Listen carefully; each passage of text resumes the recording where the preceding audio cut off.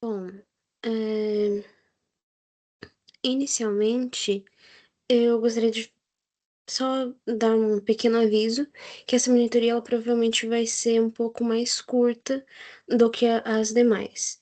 E isso vai acontecer principalmente pelo tema dela, que é a prescrição.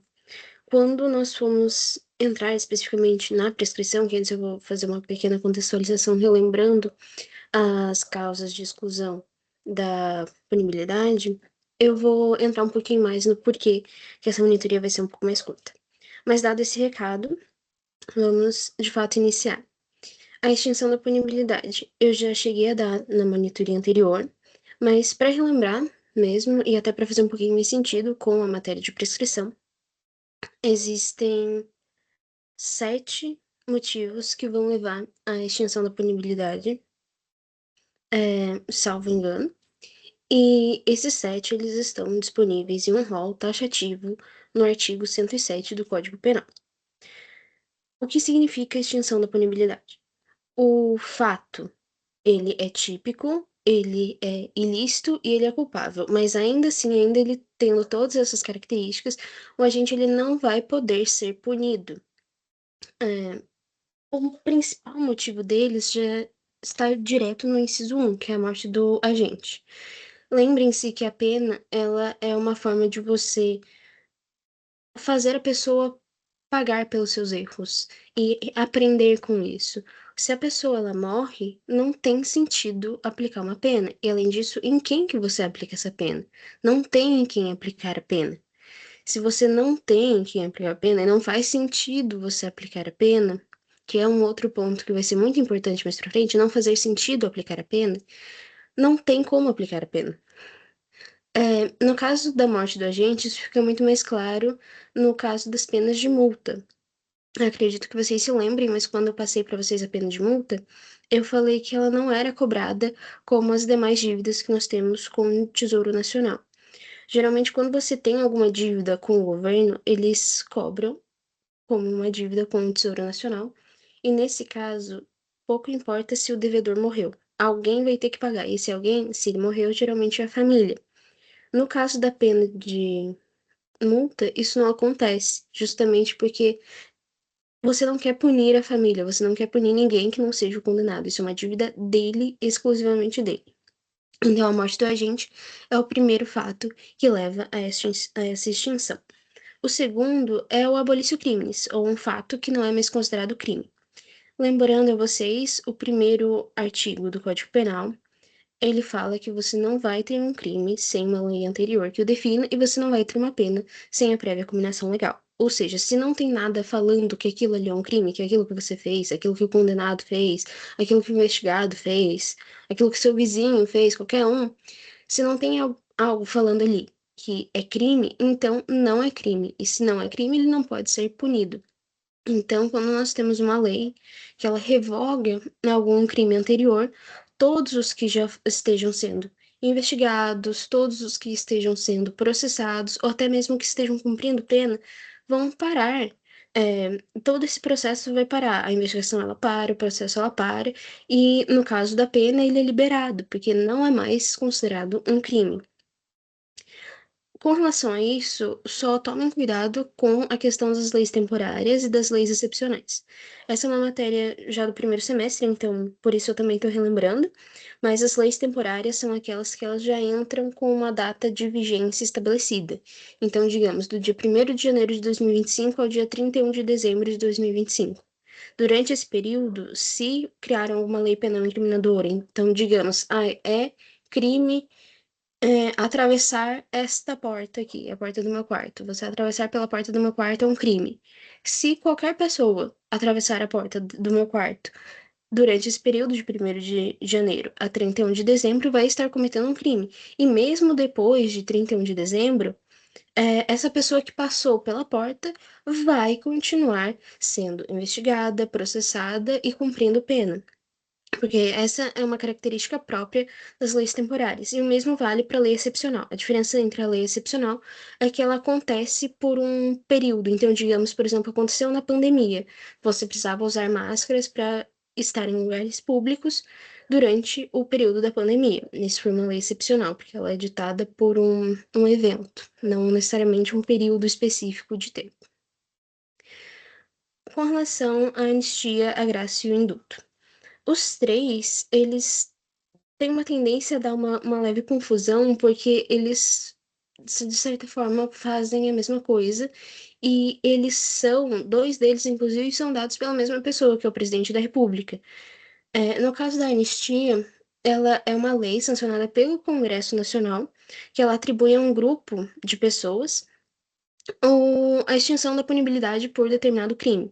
Então, o Congresso ele vai formular alguma lei, por exemplo, dando perdão às pessoas que cometeram o crime de incêndio florestal durante o ano de 2024. Então, todo mundo que cometeu incêndio florestal no ano de 2024 não vai mais cumprir pena. Eles podem fazer isso? Eles podem, tanto que isso se chama anistia. Eles fazem uma lei, eles sancionam essa lei. Só que uma coisa que vocês têm que ter cuidado é que eles não podem formular essa lei para tudo. Então, por exemplo, crimes hediondos, eles não podem fazer uma lei, por exemplo, falando que todo mundo que cometeu crime de homicídio qualificado em 2024 vai poder sair livre com a extinção da punibilidade. Isso não acontece, porque o homicídio qualificado ele é um crime hediondo, então não existe essa compatibilidade. Ele tem uma limitação de ordem constitucional, a gente fala. Com relação à graça. A graça, às vezes, ela também é chamada de indulto individual, que é quando a pessoa, o condenado, ele vai até o presidente da República, ou seja, manda uma carta, alguma coisa, entra em contato, e ele pede para que o presidente perdoe ele do crime cometido. Então, é um benefício que vai ser dado a uma pessoa específica pelo presidente da República através de um decreto presidencial. Nesse caso, o próprio nome indulto individual já até te ajuda um pouco a fazer essa diferenciação. Até mesmo porque nós temos um indulto coletivo, que também é algo oferecido pelo presidente da República, e a diferença é que não vai ser para uma pessoa só. Vai, inclusive, se assemelhar muito à anistia. É quando o presidente, ele pega ali um grupo de pessoas que cometeu um determinado crime, como, por exemplo, eu falei, um incêndio florestal, e ele determina que essas pessoas, em um decreto presidencial também, não vão cumprir a pena pelo crime delas. Então, no final das contas, ele está estabelecendo, de uma forma muito parecida com a da anistia, que essas pessoas não vão cumprir a pena. A diferença realmente é quem vai dar esse benefício. A anistia é o Congresso Nacional, graça e indulto é o presidente da República. Com relação à prescrição, à decadência e à perempção, que de fato é o tópico de hoje, na verdade, a prescrição eu não vou me estender agora, até mesmo para ser mais rápido eu explicar logo em seguida, mas são matérias mais processuais, são coisas que vocês vão estudar mais a fundo quando vocês forem ver teoria geral do processo, por exemplo, ou processo civil, processo penal, enfim. E vai fazer mais sentido lá. Mas a ideia é que o Estado ele perde a possibilidade de fazer com que aquela pessoa, ela, por exemplo, cumpra a pena, ou que ela seja processada, ou até mesmo condenada. A renúncia ao direito de queixa e ao perdão. Inclusive, eu gostaria de falar que na monitoria anterior, que eu utilizei esse mesmo slide, eu acabei colocando errado o que era a renúncia ao direito de queixa. E eu percebi isso enquanto eu estava fazendo a monitoria. Então, nessa, eu já mexi um pouco para estar correto, porque o que eu coloquei foi um exemplo, na verdade, de decadência que acontece na ação penal privada. E também está muito próxima, a ação penal, ela é meio chatinha. É, A renúncia ao direito de queixa e o perdão vai se aplicar principalmente não, unicamente nos crimes de ação penal privada. A principal característica dessa ação penal é que a pessoa responsável por entrar com essa ação vai ser a própria vítima, de uma forma geral. Pode ser que seja alguma outra pessoa no nome dela. Então, digamos, a vítima morreu, pode ser que seja o marido, o filho, alguma coisa assim, mas geralmente é a vítima. Não é o Ministério Público, que é o que geralmente acontece na maioria dos crimes. Então, a vítima, ela, assim como o Estado, ela tem um prazo para entrar com a queixa dela, porque a peça inicial, nesse caso, não seria uma denúncia, seria uma queixa, mas isso é uma questão de nomenclatura. Ela tem um prazo para entrar com a queixa. Mas, digamos, ela entrou com a queixa, mas antes de o juiz receber a queixa e instaurar de fato aquele processo, ela se arrepende. Isso é algo que ela pode fazer, desde que ainda não tenha acontecido de ele colocar o processo para andar, digamos assim.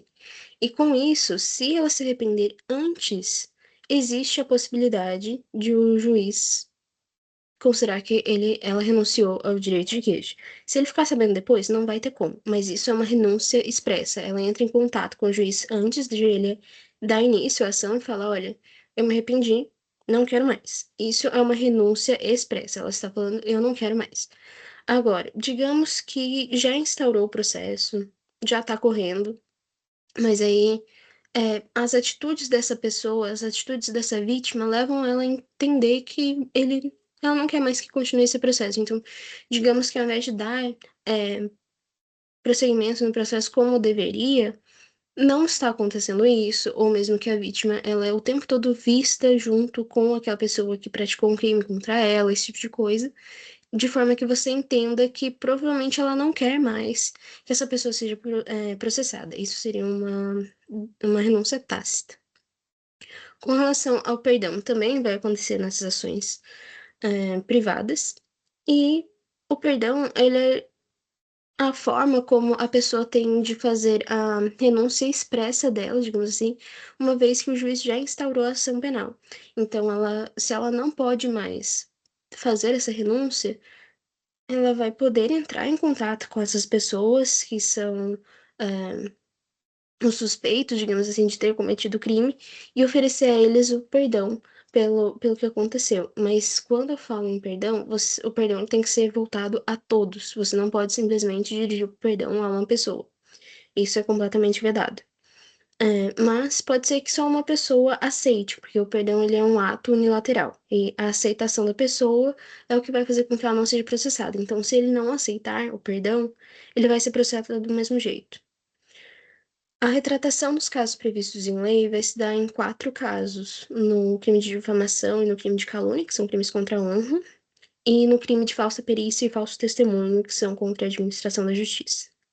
São 2 casos em que a extinção da punibilidade está justamente relacionada ao momento em que a pessoa ela vai falar: eu menti, não era verdade o que eu falei, por favor me desculpe.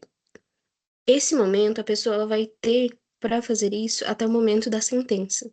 Se ela fizer esse perdão, se ela se retratar e falar, realmente, eu menti nessa perícia, ele não cometeu crime nenhum, eu menti sobre isso.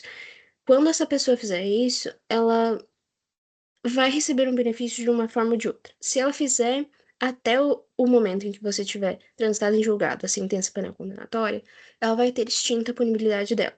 Se ela fizer depois, você vai aplicar uma atenuante genérica, e basicamente vai diminuir a pena dela em metade. Salvo engano, era uma atenuante. Mas enfim, o perdão judicial são casos especialmente previstos na lei. Então, por exemplo, no caso do homicídio doloso, que costuma ser o mais famoso dos perdões judiciais, digamos assim. A lei, ela determina que o juiz, ele pode dar o perdão judicial. Esse pode dar o perdão judicial deve ser entendido como um deve dar o perdão judicial. E isso porque o perdão judicial, na verdade, ele é considerado como um direito daquele condenado. Então, não é algo que o juiz pode simplesmente falar: não, aqui tá falando que eu posso, então se eu posso, eu não devo, então eu não vou fazer. Não é assim que funciona. Ele é um direito do condenado, então sempre que tiver a possibilidade, o juiz ele vai ter que aplicar. No caso a ideia por trás dele, na verdade, é que existem algumas pessoas que não fazem sentido serem punidas pelo crime devido aos outros fatores externos que acontecem. E isso dá pra ver muito bem no homicídio culposo. As duas hipóteses que você pode não cumprir pena quando você comete um homicídio culposo, o primeiro é quando aquilo causar uma grave dor emocional. Então, digamos, uma mãe que acabou matando o filho dela. Só que, novamente, um homicídio culposo, ela não queria isso, foi por negligência, por exemplo. Nesse caso, ela pode receber o perdão judicial. E a ideia é, uma mãe que matou o próprio filho vai para sempre se culpar por isso. não faz o menor sentido eu continuar punindo ela. Até mesmo porque a ideia da pena não é simplesmente punir a pessoa. E também a opção número 2 é que isso te cause uma grave consequência física. Eu lembro que a Luzia, ela deu, por exemplo, quando ela estava passando o homicídio culposo, ela deu exemplo de alguém que, num acidente de carro, o causador do acidente, então o que seria o culpado pelo homicídio culposo, ele acabou ficando cego. Então, nesse caso também poderia ser aplicado, porque ele ficou cego, ele era uma pessoa completamente normal, ele enxergava sem problema nenhum, e ele ficou cego. Então, ele teve uma grave consequência física que para sempre alterou a vida dele. Agora, de fato, entrando na questão da prescrição. Eu vou ser bem sucinta nesse momento. A prescrição e a decadência, na verdade, são institutos do direito material. E como institutos do direito material, a gente estuda ela nesse momento inicial. Isso também serve para o direito civil. Essa parte inicial que eu vou falar vai servir tanto para o direito penal quanto para o direito civil. São institutos materiais e que a gente vê agora. Mas as implicações da prescrição e da decadência você só vai entender de fato quando você estudar processo. E eu poderia realmente dar uma monitoria como as anteriores para vocês, falando tudo o que tem sobre a prescrição, tudo que tem, todas as 4 formas, como acontece, os prazos diferentes, e isso, prazos diferentes, já entramos um pouco mais no direito processual penal. Então, quando que corre o prazo para defesa, quando que corre o prazo para acusação, são prazos diferentes, quando que prescreve para um, quando que prescreve para o outro, enfim, eu poderia fazer isso, mas não faria o menor sentido no momento, e para fazer isso, ainda que eu estivesse explicando para vocês prescrição, eu estaria, na verdade, fazendo uma aula de processo penal. Então, para fazer sentido para vocês nesse momento, e eu também não invadir uma matéria que não é minha, eu vou me abster e eu vou falar só o básico, o mais direto possível, para vocês entenderem esse instituto, para que quando vocês vierem estudar o processo, vocês de fato entendam o que está acontecendo um pouco melhor e consigam se aprofundar nisso. O primeiro ponto que nós temos que entender da prescrição é como que nós vamos calcular a prescrição, porque a prescrição ela não vai ser igual para todos os crimes, ela vai ser diferente. Não faz, até mesmo porque não faz sentido. Por exemplo, um crime homicídio qualificado, 12, 12 a 30 anos. Não faz sentido que esse crime prescreva ao mesmo tempo que um crime, por exemplo, de importunação sexual, que se eu não me engano é de 1 a 2 anos. Não faz o menor sentido. Tem que ter uma proporcionalidade. E essa proporcionalidade, ela vai ser trazida pelo Código Penal. Mas antes disso, qual, por que que a gente tem a prescrição? O que que faz a gente ter a prescrição? Qual que é o sentido disso? Acredito que vocês tenham visto com o Chacon na parte de direito civil que a ideia da prescrição é: se passou muito tempo, não faz sentido eu pedir alguma coisa para essa pessoa. Então, no caso do direito civil, se eu tive, por exemplo, eu bati o carro hoje, não faz sentido daqui a 15 anos eu, por exemplo, decido, eu tô sem dinheiro.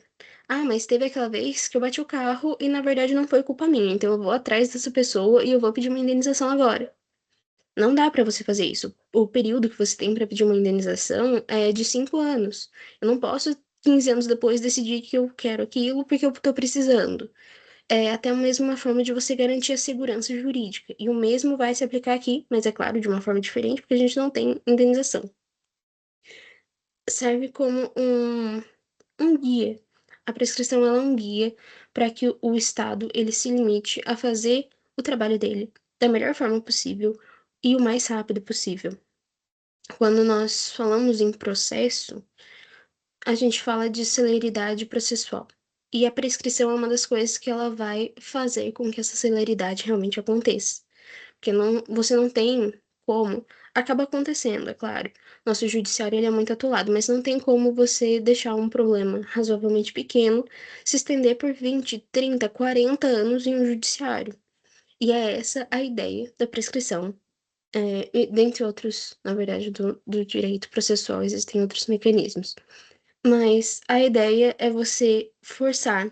com que esse processo ele ocorra o mais rápido possível. Quando eu digo ocorra, não é só ocorra, seja investigado, seja proposto, então o juiz acolher esse processo, dar início a ele, e até mesmo o cumprimento de pena. Tudo isso precisa ser feito em um tempo hábil e de uma forma, em um tempo em que faça sentido que isso aconteça. Com relação ao momento em que a gente vai fazer o cálculo. Na verdade, o momento não, o parâmetro que a gente vai usar. Geralmente, isso já adiantando, quando nós temos, por exemplo, a prescrição da pretensão executória.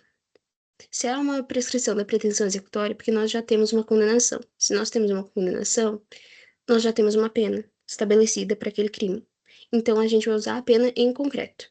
Mas antes de nós termos essa pena estabelecida pela sentença, que vai ser lá na frente, quando você terminar o processo, você já precisa ter um parâmetro para você estabelecer o que vai ser a prescrição.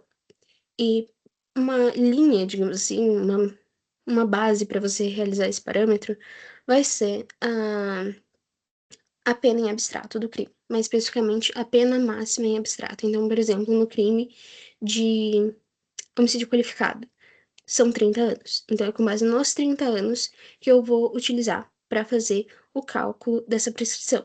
Mas a partir do momento em que eu tiver uma sentença condenatória transitada em julgado que estabeleça a pena do fulano é X, eu vou usar o X, não vou mais usar essa pena em abstrato. Isso vai ser importante para diferenciar um pouco os diferentes tipos de prescrição, que, como eu falei, existem quatro. A prescrição, além de você utilizar esses parâmetros, que pode ser ou a pena em concreto ou a pena em abstrato, ela pode ser diminuída em metade. É quase uma causa de diminuição de pena, digamos assim, porque existe uma fração estabelecida, mas não é uma causa de diminuição de pena, não tem a ver com cálculo de pena, é cálculo de prescrição aqui. E essa diminuição, ela vai acontecer se o agente ele era, ao tempo da conduta, menor de 21 anos, então até 21 pode ser aplicado, até o aniversário de 21, na verdade. Ou se ele era maior de 70 anos na data da sentença. Não é na data do crime, é na data da sentença. Nesse caso, você vai poder aplicar essa diminuição de metade. Só fica atento que essa diminuição ela não vai ser aplicada nos crimes em que envolvam violência sexual contra mulheres. Então, por exemplo, o crime de estupro contra uma mulher não vai poder aplicar essa diminuição por uma vedação expressa no nosso Código Penal, que inclusive aconteceu, eu acho que em janeiro desse ano, se eu não me engano, que foi depois que eu estudei isso que aconteceu essa modificação. Então, se vocês pegarem alguma questão antiga, por exemplo, isso não vai estar lá, porque é uma modificação ainda desse ano. Agora, como eu vou saber? Tudo bem, eu já sei que eu preciso, para eu calcular a prescrição, eu preciso saber da pena do crime. Enquanto eu ainda não tenho uma pena concreta, enquanto eu ainda não transitei em julgado, eu vou utilizar a pena máxima em abstrato, e a partir do momento que eu tiver essa pena concreta, eu vou utilizar essa pena concreta. Mas o que que eu vou usar? Assim, eu pego essa pena e eu faço o que com ela? No nosso código existe o artigo 109, e no artigo 109, se eu não me engano, é 109. Aqui eu coloquei 109 e 115. Eu acho que é o 109. É o 109 mesmo. Pensando bem, é o 109. No 109, nós temos quase que uma tabela para fazer o cálculo dessa prescrição. Então, no inciso primeiro, a gente vai da maior prescrição do código, o maior tempo de prescrição do código, para o menor. No inciso primeiro, nós temos que penas superiores a 12 anos, elas necessariamente vão ter uma prescrição de 20 anos. Então, por exemplo, no caso do homicídio qualificado. Enquanto ainda não temos uma pena concreta para ele, utilizamos a pena máxima de 30 anos. 30 anos é maior que 12, sendo ela maior que 12, então são 20 anos para o crime prescrever. E os outros vai na mesma lógica. Se o crime, ele tem uma pena máxima superior a 8 anos e não excede 12, são 16 anos. Se ela é superior a 4, mas não excede 8, são 12 anos. Se é superior a 2, mas não excede 4, vão ser 8 anos. Se igual a 1 ou não exceda 2, 4 anos. E tudo que for inferior a 1 vão ser 3 anos para prescrever. Agora, entrando de fato na primeira prescrição que nós temos, que é a prescrição da pretensão punitiva. Essa é a prescrição que nós vamos considerar do momento. De uma forma geral, dá para falar que é o momento da consumação do crime, porque na maioria dos casos vai ser a consumação, mas não necessariamente. Mas para facilitar, do momento da consumação do crime até o momento em que nós tenhamos a sentença penal condenatória. Então, no caso, voltando, homicídio qualificado, pena máxima de 30 anos, segundo a tabela, 20 anos para prescrever. Então, do momento em que se consumou o crime, a investigação, todo o processo, até a condenação, tem que ter passado menos de 20 anos, porque se passou mais de 20 anos, prescreveu e não tem o que fazer. O Estado, como eu já falei para vocês, ele tem um tempo. A prescrição, ela, em momento nenhum, é um elemento simplesmente de benefício do réu.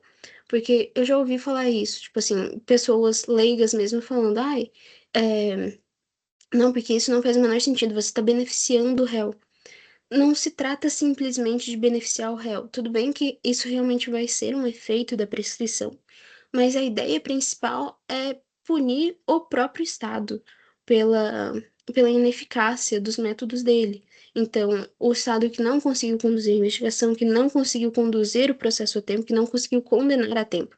Isso é uma pena para o Estado, não é necessariamente um benefício para o réu, como geralmente ele é visto.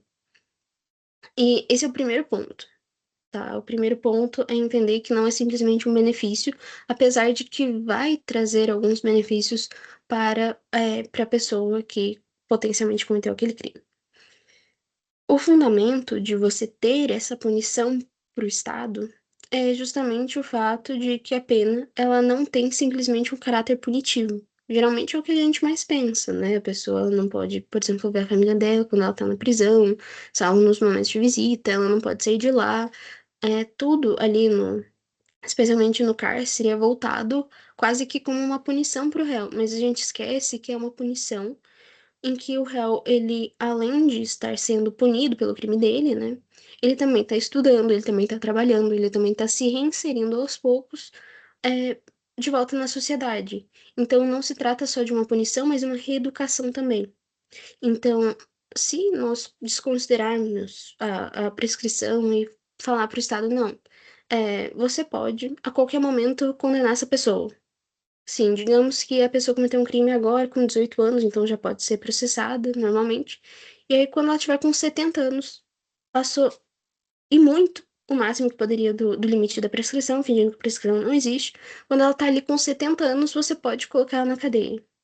Vocês concordam comigo que se essa pessoa, ela cometeu, digamos, um crime ali aos 18 anos, quando ela tiver com 70 e ela não tiver cometido mais nenhum outro crime, é porque provavelmente ela mesma já aprendeu a lição com aquele crime e já fez toda essa parte reeducativa que o Estado deveria ter?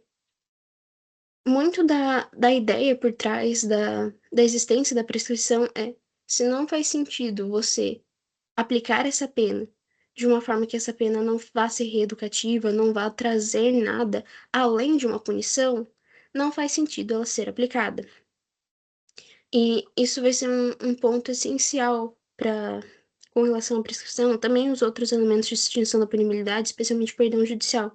Se não faz sentido você aplicar aquela punição, especialmente se for só uma punição, se tiver só esse sentido, essa conotação de ser uma punição, não faça. Com relação a, voltando um pouco, à prescrição da pretensão punitiva. Ela, como eu falei, vai ser do momento da consumação do ato, de uma forma geral, e ela vai até o momento de transitar em julgado a sentença penal condenatória.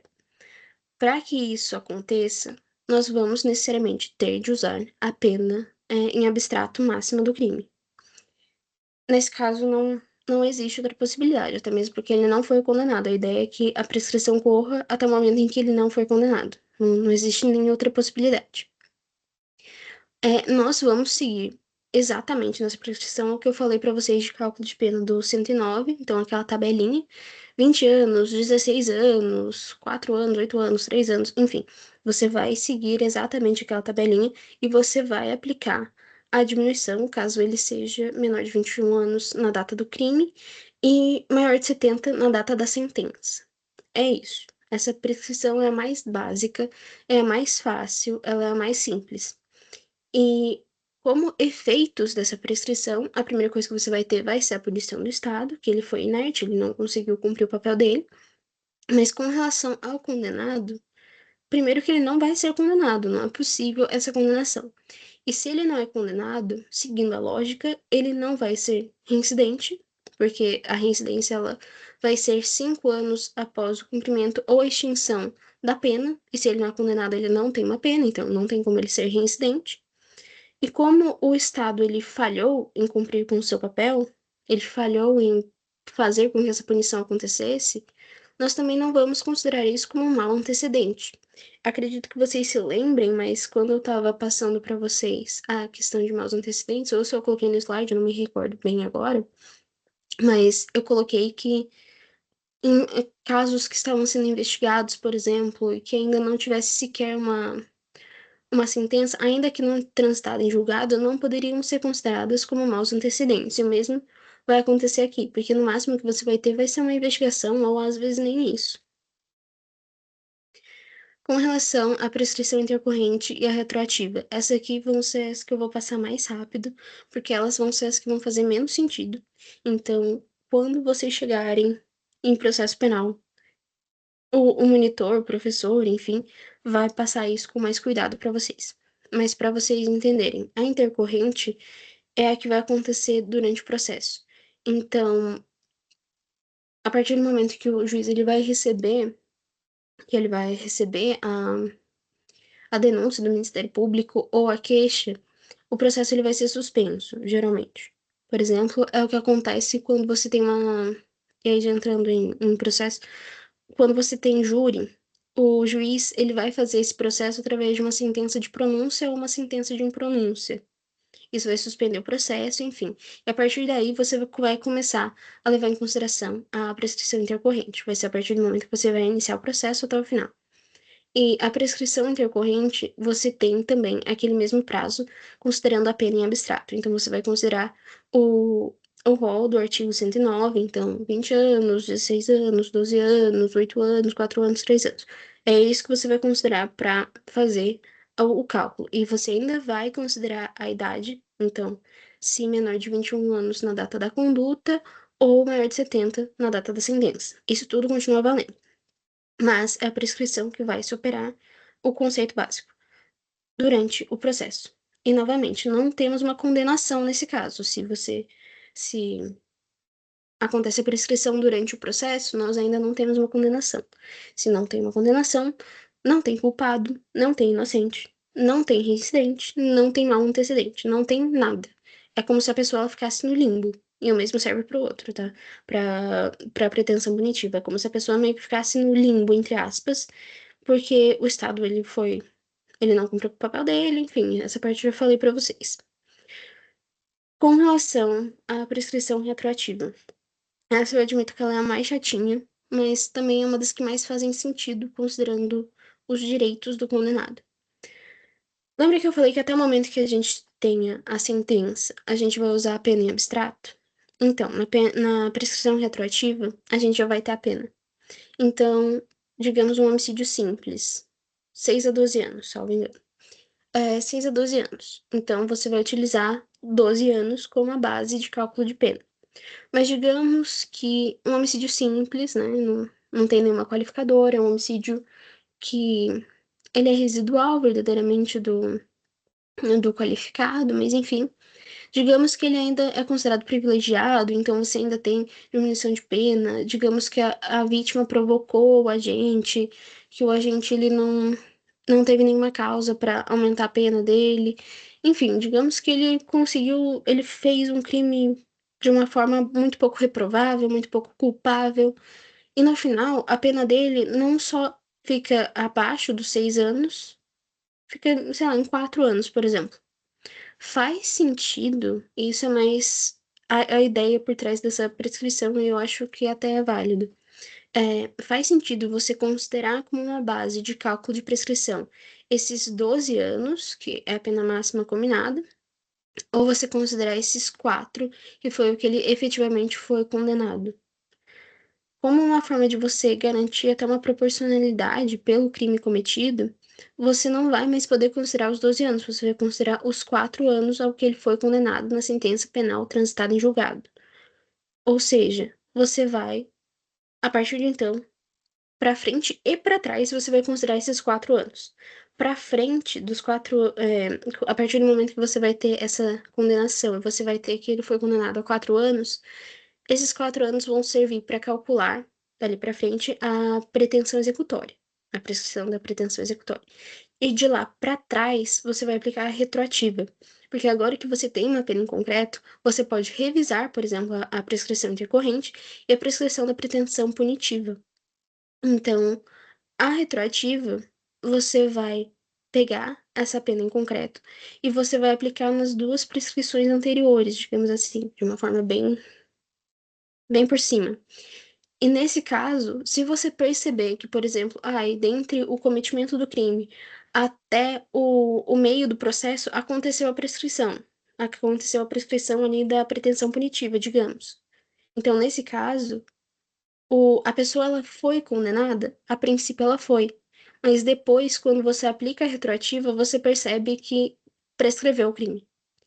É meio confuso, é meio estranho, mas isso faz com que, por exemplo, em alguns casos, não são todos, obviamente, mas em alguns casos pode ser que aconteça de o criminoso ele ser condenado, mas uma vez que ele é condenado, é constatado que teve a prescrição de alguma pretensão, por exemplo, pretensão ou da intercorrente, e por isso não dá para considerar que ele foi condenado, porque prescreveu.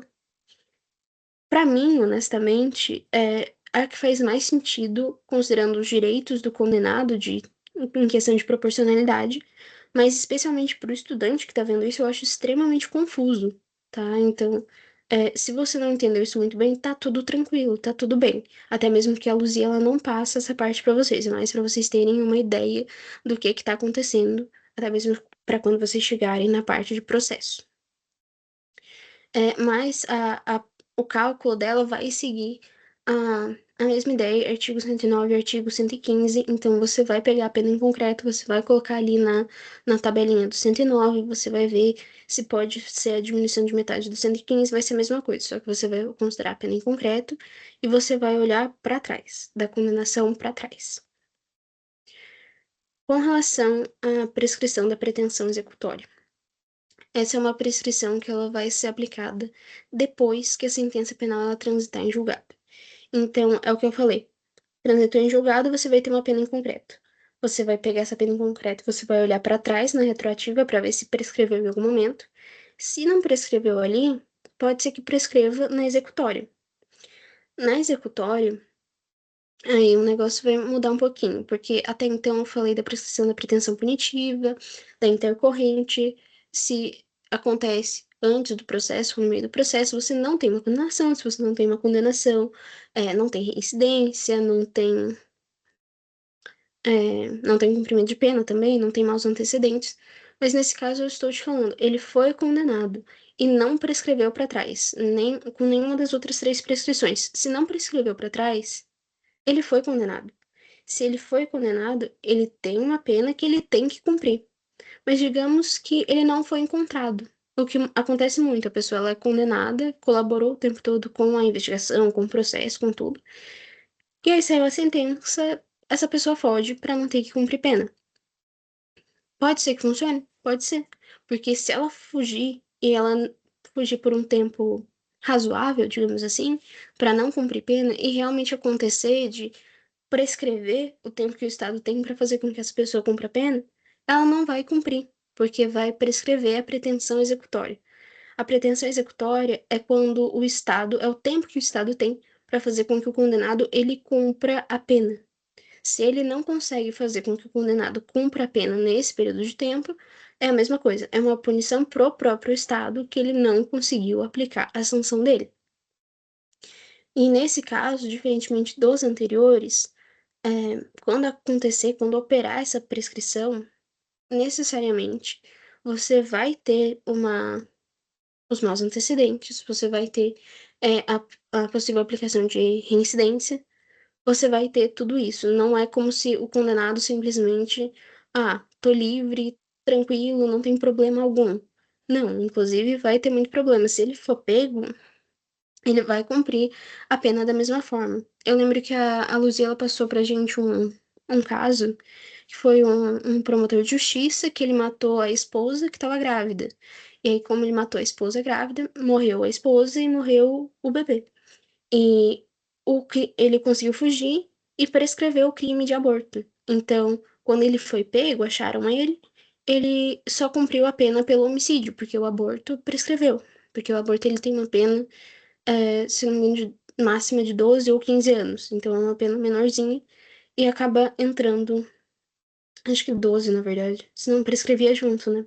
12 anos, então ele conseguiu fugir por tempo suficiente para prescrever a pena do aborto, então ele não cumpriu pena por esse crime, mas pelo outro que tinha uma prescrição maior, ele teve que cumprir a pena. A prescrição, aproveitando que eu já falei esse exemplo, ela vai se operar crime a crime, então digamos que eu cometi 5 crimes e eu fui julgada.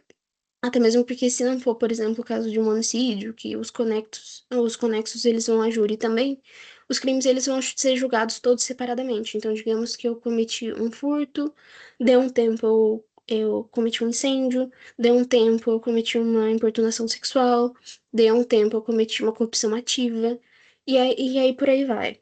Cada um desses crimes ele vai ser julgado separadamente, eu vou ter uma pena separada, e em cada um desses crimes eu vou ter uma prescrição diferente. Então, pode ser que aconteça como aconteceu nesse caso. Se eu conseguir fugir, passado determinado tempo, conforme for indo esses crimes eles vão prescrevendo. Conforme eles vão prescrevendo, se eu for pega, eu vou ser compelida a cumprir a pena do crime que ainda não prescreveu. É, o cálculo de pena vai funcionar da mesma forma, então vai pegar a pena em concreto, crime a crime, vai colocar na tabelinha do 109, vai conferir ali qual seria a princípio, o valor da prescrição e vai conferir. No meu caso, eu tenho 19 anos, então se eu tivesse cometido todos esses crimes, a minha prescrição ela seria diminuída em metade pela minha idade, porque a época da conduta é menor de 21 anos. Também acontece a mesma coisa para o maior de 70 na data da sentença. E se ele é maior de 70 na data da sentença, se ele já era maior de 70 na data da conduta, necessariamente ele vai ser maior de 70 na data da sentença. Então, não tem problema nenhum. É até mais fácil, se você for parar pra pensar. Aí, observações só pra gente terminar. Existem crimes que eles não são suscetíveis à prescrição. Os dois tipos de crimes são, primeiro, os crimes de racismo, ou seja, os crimes previstos na lei de racismo, tanto racismo e injúria racial, que são os principais, mas tem outros também. E a ação de grupos armados contra o Estado Democrático de Direito. E aí, antes, quando você falava de ação de grupos armados contra o Estado Democrático de Direito, o entendimento é que eram os crimes da Lei de Segurança Nacional. Hoje em dia, essa Lei de Segurança Nacional não existe mais, então o entendimento ele vai ter que ser analisado conforme o crime. Não existe, não tem mais como você falar, são esses crimes. Vai depender de como o crime ele foi praticado, porque existem sim crimes contra o Estado Democrático de Direito hoje no Código Penal, mas isso também não vai importar para vocês no momento. Basta lembrar que são essas duas possibilidades: crimes de racismo, então, por exemplo, racismo e injúria racial, e os crimes de grupos armados contra o Estado Democrático de Direito. Esses não prescrevem, não importa o que aconteça, não importa a idade da pessoa. Então, se eu cometesse um crime, sei lá, de injúria racial hoje, não importa, eu posso estar com 80 anos e eles vão poder me processar por esse crime. Como eu falei para vocês, de uma forma geral, a prescrição vai começar a ser contada da data da consumação, mas não necessariamente, vai depender do crime. Se for um crime, digamos, um crime instantâneo, que é aquele que você tem uma consumação em um momento específico, então o homicídio, no momento em que a pessoa morre, ele foi consumado. Então, a partir dessa data, vai começar a correr a prescrição, porque é um crime instantâneo. Mas se for um crime permanente, como por exemplo o sequestro, o cárcere privado, enfim, vai ser no momento em que ele cessar a permanência. Então, se eu sequestrar uma pessoa hoje, e daqui a 5 anos essa pessoa entrar em liberdade, a fugir, enfim, vai ser daqui a 5 anos, no dia em que essa pessoa fugir, no dia em que esse crime ele cessar a permanência dele, em que você vai ter, de fato, a prescrição iniciando, ela vai começar a correr a partir desse ponto. Se o crime ele for cometido, por exemplo, um crime sexual cometido contra um menor de idade, a prescrição ela só vai começar a correr a partir do momento em que esse menor completar 18 anos.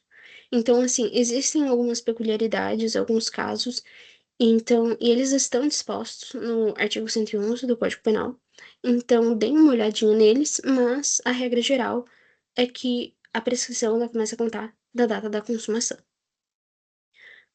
Além disso, a prescrição, essas regras que eu passei para vocês da prescrição, elas vão valer para as penas privativas de liberdade e para as penas restritivas de direito. As penas de multa não se submetem a isso, e aí eu volto também no que eu já passei para vocês de pena de multa. A pena de multa, a prescrição dela começa a correr. Aí vai depender um pouco do autor, porque existe realmente um conflito entre o Código Penal e a Lei de Execução Penal. Um fala que você tem 10 dias para fazer o pagamento do momento em que você é condenado, e o outro fala que são 10 dias do momento em que você vai ser cobrado. Mas a partir do momento da cobrança, você tem 5 anos para fazer o pagamento.